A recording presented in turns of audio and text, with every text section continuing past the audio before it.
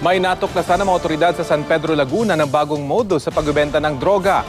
Hinahalo na raw ngayon ng mga tulak ang binibenta nilang droga sa mga gelatin na gummy bears at bite-sized na tsokolate. Live mula sa Quezon City, may report si John Consulta. John?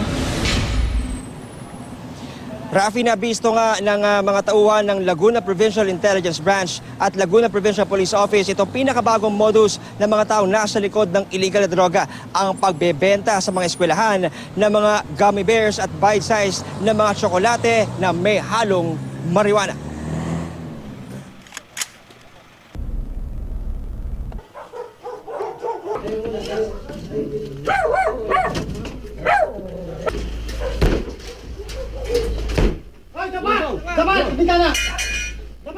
Nang ituro na ng asset ang target na bahay sa exclusive subdivision sa San Pedro, Laguna, lumusob na ang Laguna SWAT at Laguna Provincial Intelligence Branch ng Laguna Police. Ayun na! Positive yan! Sa batok! Sa batok! Di na nakapalag ng pusasan ang primary target ng operasyon na si Bobby Babcock, 31 taong gulang. Nang halugugin ng pulis at barangay ang kanyang bahay, tumambad ang 8 bricks ng marijuana at animoy gas chamber para sa pagbatak niya ng marijuana at kanyang parokyano. Pero laking gulat ng mga otoridad nang makumpirma ang itinimbre ng kanilang asset na bagong modus ng patagong pagbebenta ng marijuana. Mga gelatin gummy bears at bite-sized chocolate candies na hinahaluan ng marijuana. Meron silang hulmahan. Yung maliit na lang, yung parang chocolate. Yung mga ayaw na sa Cebu, nag-ship sila dito kasi kinakain lang nila. Palipat-lipat sila ng lugar. Buti na lang itong community dito ay may nag-tip sa atin kung bakit paiba-iba ang dumadating dito. So nung nagbalidi tayo, yun nga, akala natin Cebu, yung pala marijuana. Ang bata na ang target nila, estudyante, lalo ngayon pasukan. Dahil in the form na siya ng chocolate. Sa ordinaryo, akala mo ordinaryo yung chocolate lang, may hulmahan pa. Yung pala, ito, product na ng marijuana, galing sa hash. Bukod sa 350,000 pesos na halaga ng hash at marijuana, kumpiskado rin ang ilang glass pipes, microwave oven at hulmahan para sa chocolate marijuana candies. Aminado ang suspect na pasimpleng kaliwaan sa loob ng eskwelahan nagaganap ang bentahan ng gelatin at chocolate marijuana candies na kung minsan ay kinakain pa sa loob mismo ng mga classroom ng mga parokyanong estudyante. Naniniwala po ako sa health benefits na binibigay nito sa tao. Opo. Pero sir, alam natin na bawal siya ng marijuana sa bansa natin eh. Bakit patuloy pa rin yung paggamit mo? Wala po sir, hindi ko po masasagot.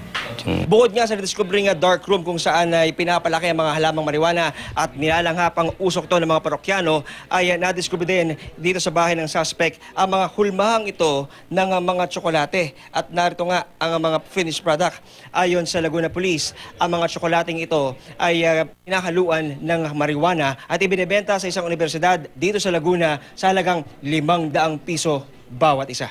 Puspusan ngayon ang follow-up operation ng Laguna Police para mahuli ang iba pang kasabwat sa paggawa ng gummy bear at chocolate marijuana candies. This is the very first time that we encountered this kind of drugs. Aggressively, we want to disseminate this to the rest of the members of Calabarzon, and we will conduct an extensive public information drive, particularly targeting our schools, the youth sector, para po matulungan natin sila para maiwasan nila itong illegal drugs.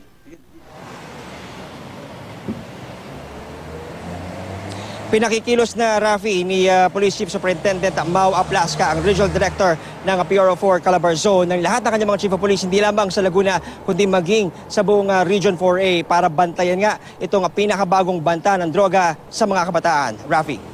Diyan, nababanggit ba ng mga pulis kung ang grupong ito ay nag-ooperate din sa mga club kung saan natalamak din yung bentahan ng mga droga, John?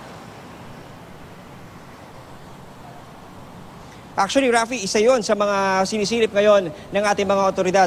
At sa pamumuno nga nitong si Police Superintendent Vic Kapatingan at Provincial Director Cecilio Ison, ay lahat ng mga posibleng binabagsakan ng ganitong klaseng droga ay kanila ngayong iniimbestigahan. Dahil ang problema nito, Rafi, dahil madali itong maibulsa at parang sa unang tingin, hindi mo iisipin na mayroon itong kargang marijuana. Kung kaya't puspusan yung kanilang paghahanap ng iba pang mga impormasyon na maaaring magturo, hindi lamang dito nga sa mga club at iba pang mga paaralan, kundi saang mga establishmento pa ibinabagsak itong tsokolate at gummy bears na to na meron palang lamang marijuana, Rafi.